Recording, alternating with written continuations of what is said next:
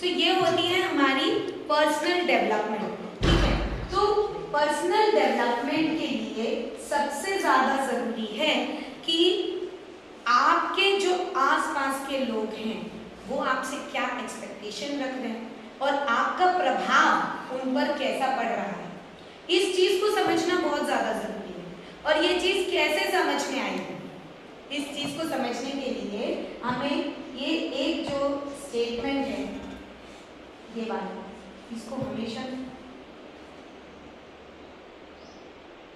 समझिए। Knowing others is wisdom. Knowing others is wisdom. Knowing yourself is enlightenment. अब wisdom और enlightenment दोनों में क्या अंतर होता है? wisdom का मतलब होता है हमारी बौद्धिक क्षमता जो हमारे पास में बुद्धि में है, and enlightenment मतलब वो क्षमता है तो पर वो उग नहीं रही, जागृत नहीं रही। अगर आप अपने आप को जागृत करेंगे तब जाकर उसका प्रभाव होगा। एक कैंडल में जब विक होती है तो उसमें वो क्षमता है जलने की, ठीक है, लेकिन जब हम उसको एनलाइटन करेंगे तब वो खुद बर्न होकर दूसरों को उजाला देती है। तो आपकी पर्सनालिटी ऐसी होनी चाहिए कि आपकी पर्सनालिटी इस प्रकार से रिफ्लेक्ट हो कि सामने वाला जो है आपसे प्रभावित हो, ठीक है। अब ये प्रभाव डालने के लिए कई ऐसे एस्पेक्ट्स हैं जिनको हम लास्ट में देखेंगे। ये प्रभाव डालने के लिए कई ऐसे एस्पेक्ट्स हैं जिनको हमें समझना होगा और उस प्रभाव के लिए बहुत ज़्यादा ज़रूरी है कि हम हमारे लाइफ को कैसे किस तरीके से सेट करें। उसके लिए ज़रूरी है सॉफ्ट स्किल्स जो हम ये सेशन के बाद देखेंगे। लेकिन वो सॉफ्ट स्किल्स लाने से पहले आपको क्या और किन चीज़ों पे टारगेट करना है, ये जो चार्ट आपके सामने प्रेजेंटेड है, actions, self assessment, self discovery, ये। लेकिन in action, self assessment, self discovery से पहले बहुत ज़्यादा ज़रूरी है कि गोल आपका सेट हो। अब तक हम पूरे सेशंस में गोल्स गोल्स गोल्स की बात कर रहे हैं, but goals as a teacher, as a person हमारा क्या होना चाहिए, what should be our goal. तो देखिए जो गोल की सेटिंग होती है ये सबसे ज़्यादा इंपॉर्टेंट एस्पेक्ट है।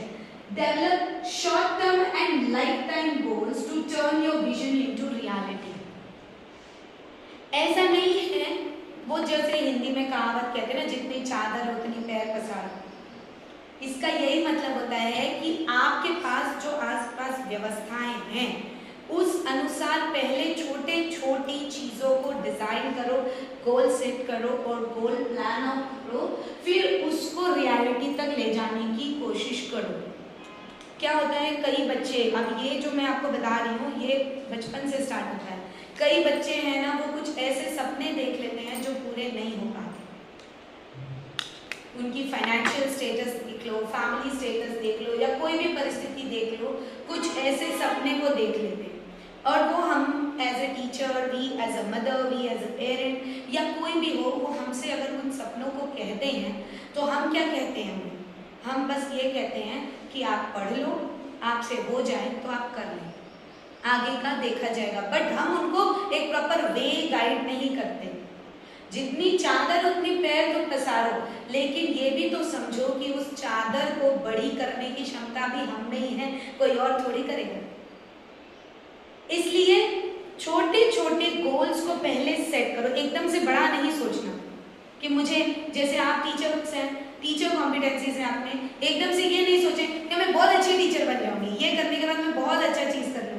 पहले जितनी हमारे पास में है उसके अनुसार गोल सेट करके धीरे धीरे हम आगे बढ़ेंगे, फिर हमारा जो शेड्यूल है वो प्रॉपर से प्लान आउट होगा, ठीक है।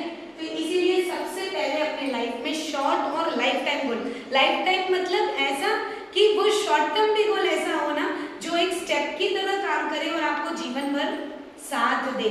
ऐसा नहीं है, एक बच्चा है जिसे स्पोर्ट्स में इंटरेस्ट है, अगर हम महेंद्र सिंह धोनी की देख लें, उन्हें स्पोर्ट्स में इंटरेस्ट था, लेकिन फैमिली मेंबर्स चाह रहे थे कि वो कोई अच्छी 9 to 5 की जॉब कर लें, कुछ इनकम ले लें, और उन्होंने किया भी, लेकिन उनकी आत्मा जो है वो गवारा नहीं करी थी। अगर आपने धोनी मूवी देखी होगी तो उसमें उसकी बायोग्राफी पता है।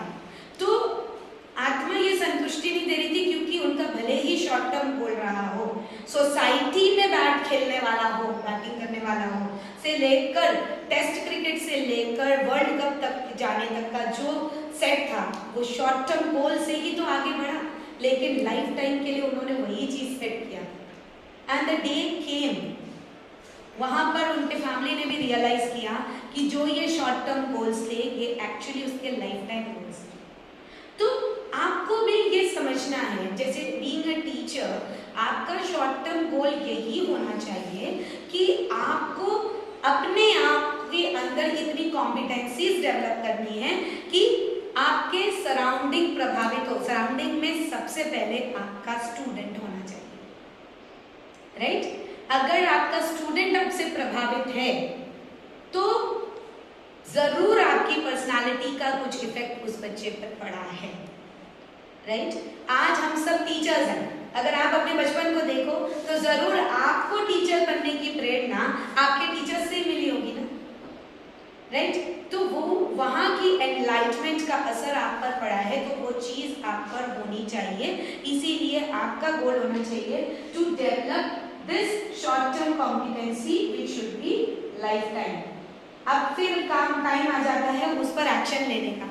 मेरा मन है मैं अच्छी टीचर बनूं, मैं सब करूं, लेकिन अब उसको कैसे करूं? तो उस पर एक्शन लेना। Work on achieving your personal developmental goals.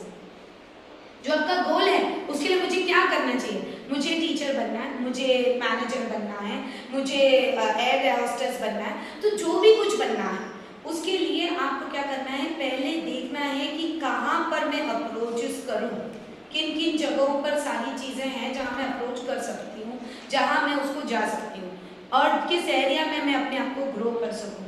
फिर उसके बाद उन गोल्स के एक्शंस पर आप काम करेंगे और फिर ये एनालाइज करेंगे कि ये गोल्स जो मैंने डिसाइड करा है, जो मेरी स्किल्स है, ये मेरी पर्सनालिटी और मेरी इंटरेस्ट के साथ में जा भी रहा है या नहीं। कई बार क्या होता है, टीचिंग जैसी फील्ड में हम क्यों आ जाते हैं? इसलिए आ जाते हैं समय कम देना है, ठीक है। सेकेंड पार्ट ये हो जाता है कि इसके साथ साथ हम फैमिली को भी टाइम दे सकते हैं। और ये कई लोगों के मुंह से मैंने सुना है, जो मुझे सच में बहुत अफेक्ट करता है, कि हमने ग्रेजुएशन कर लिया है तो हम छोटे बच्चों को तो पढ़ा ही सकते हैं। But the thing is, teaching is an art, ये एक कला होती है। आपको अपने बच्चों का माइंड एब्जॉर्बेंट बनाना है। जो बच्चे का जो दिमाग होता है ना, एक मिट्टी की तरह होता है, लेकिन अगर वो मिट्टी ऐसी है जहाँ पर वो पानी भी नहीं सोखती, जिसे हम क्लेई सॉइल कहते हैं, अगर इस तरीके की मिट्टी है तो अगर पानी वाला जो नॉलेज है वो उसने एब्जॉर्ब ही नहीं करेगा, राइट? वो तब एब्जॉर्ब करेगा जब उस सॉइल को आप पूरी तरीके से अर्दन सॉइल बनाएंगे और वो पूरी तरीके से पानी को एब्जॉर्ब करने लायक बनेगा। और उसके लिए क्या आप में वो गुण हैं? मैं लास्ट में सॉफ्ट स्किल्स में मैंने डाला है कि एक आइडियल टीचर की क्या क्वालिटीज होनी चाहिए और क्या क्या चीज़ें उसमें होनी चाहिए, वो मैं आपको बताऊंगी। तो बेसिकली आपको ये समझना है कि आपकी पर्सनालिटी बच्चे के माइंड में एब्जॉर्बेंट होनी चाहिए। जो आप बोल रहे हो वो वहाँ एब्जॉर्ब हो रहा है कि नहीं, जो आप कर रहे हो वो एब्जॉर्ब हो रहा है कि नहीं। एक टीचर वो पर्सनालिटी होती है जिसकी एक एक हरकत नोटिफाई होती है, एक एक चीज नोटिस करी